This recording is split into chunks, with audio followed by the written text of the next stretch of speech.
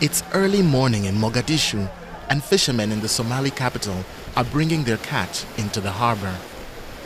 Somalia's 3,300-kilometer coastline, the continent's longest, gives the country's fishermen access to over 400 different species of fish in both the Indian Ocean in the east and Gulf of Aden in the north. But decades of insecurity has made it difficult for most fishermen here to cash in on their country's rich marine stocks.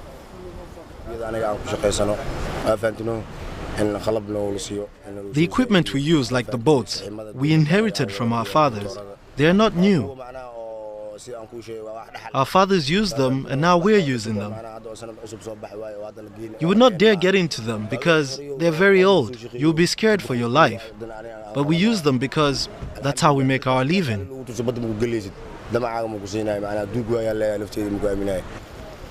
In the 1980s, the government of former President Siad Barre created fishing cooperatives and legislation to regulate and develop the sector. But like most of the country's infrastructure and economy, the fishing industry was devastated during the Civil War.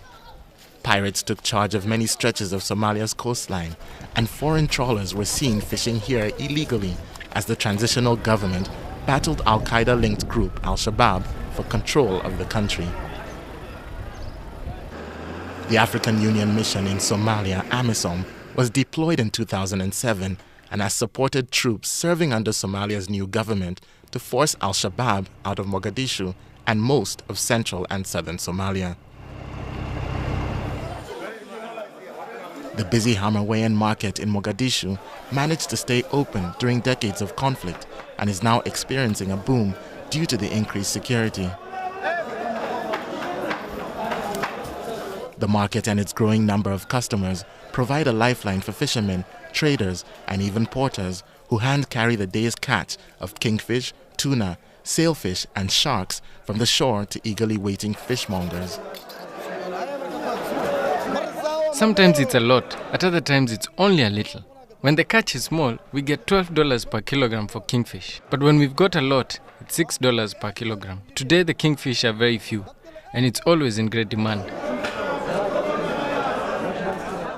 Somalia's new Minister of Natural Resources, Abdirazak Omar Mohamed, says the industry's potential to bring in much-needed revenue and create jobs is largely untapped.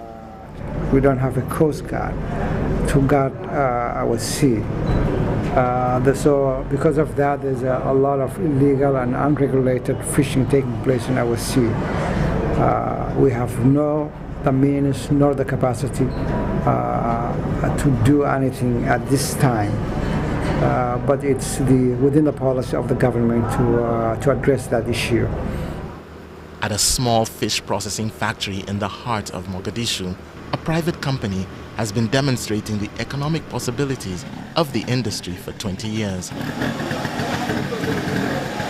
The Somali National Fishing Company operates its own fleet and also buys from local fishermen and then prepares and packs the fish for export.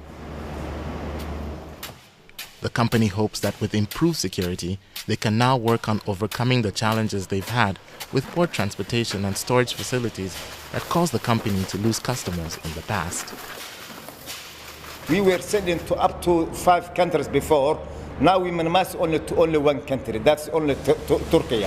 In that case, what we use is that since there's no transport from here to Turkey, what we will do is that we take from Mogadishu to Nairobi. Our product is transit in Nairobi for sometimes hours and hours. After that, we get a flight from Nairobi to Turkey, and every person can imagine how it's difficult to keep that, a fish for that time. The company and its small-scale partners have not had it easy, but their tenacity and potential for exponential growth are evidence that Somalia's fishing industry is yet another area where investors could focus their efforts as the country rebuilds an infrastructure and economy caught in the nets of conflict and neglect for over 2 decades.